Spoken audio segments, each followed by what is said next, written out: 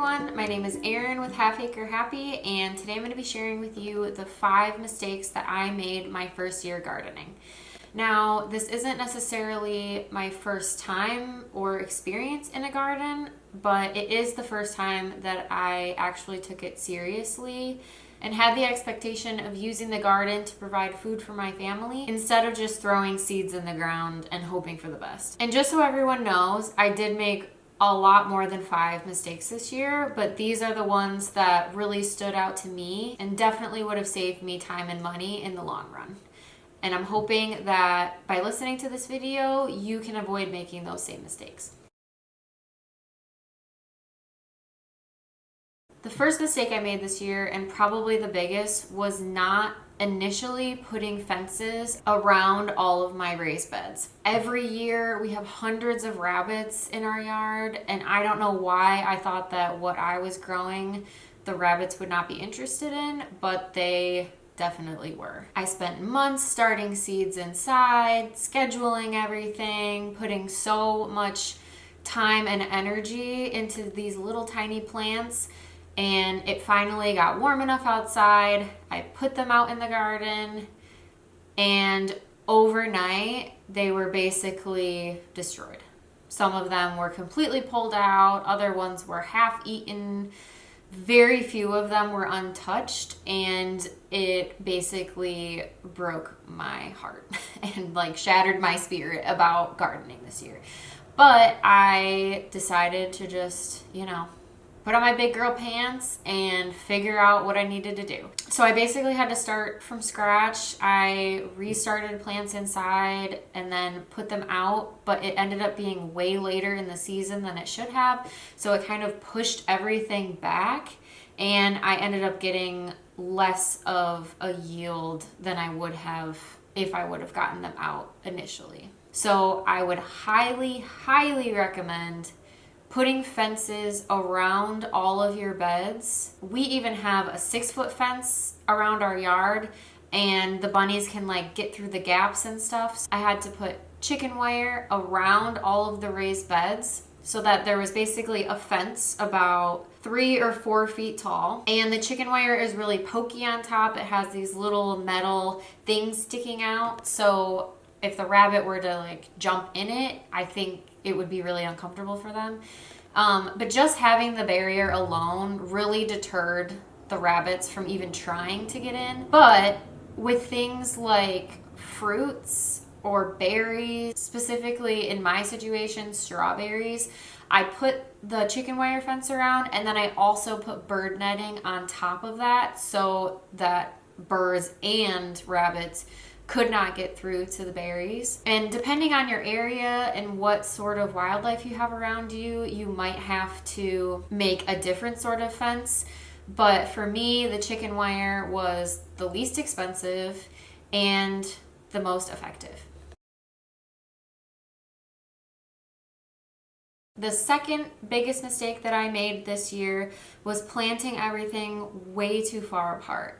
I pretty much followed the protocol on the back of the little envelopes that the seeds come in. Those recommendations are great and all, but for me, planting them closer together makes everything easier. It makes it so the soil doesn't dry out as fast. The plants are covering more ground space of the soil so the sun doesn't dry it out. It also makes it so you have more produce. Also, having more plants in a smaller area cuts down on the weeds that you're getting. So next year, I will definitely be planting more with my intuition than with the recommendations on the back of the packets. When you space the plants out too far, you're just losing way too much valuable space, especially if you don't have much space like I do, and especially when you're using raised beds. Things like lettuce and other greens can really be close together and it won't affect the growth of the plant.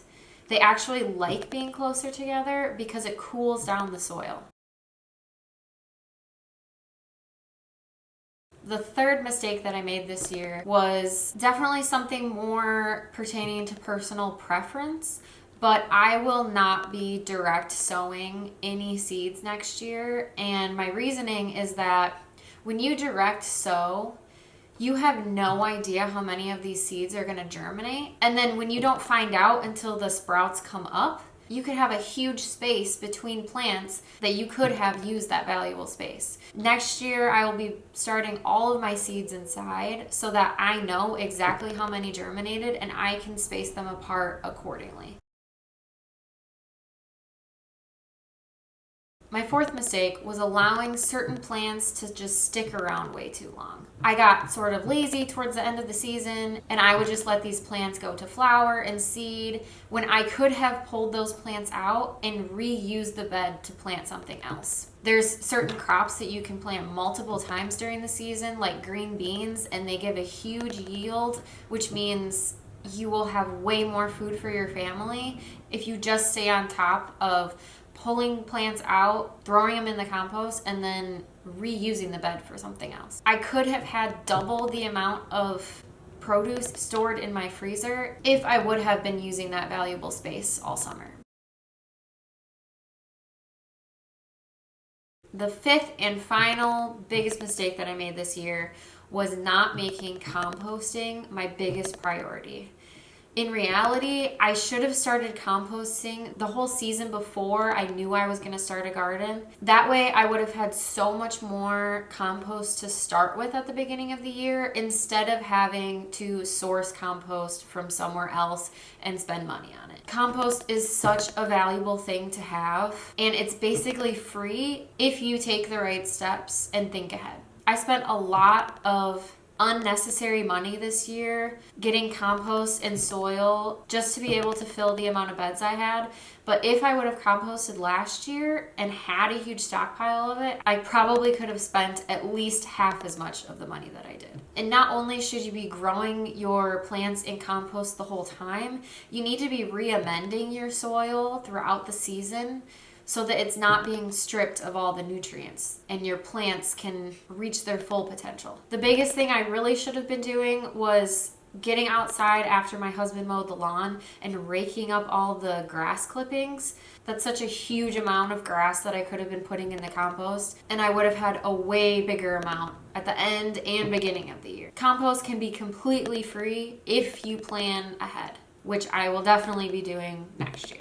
Hopefully this video will help you save time and money with your first experiences in gardening, whether you're first starting out or you've been doing it a while. Hopefully you can avoid these mistakes that I made and create a better, more efficient garden the first time around. Thank you so much for watching, and I'll see you again next time with more videos on how to create a clean and simple life living on a budget.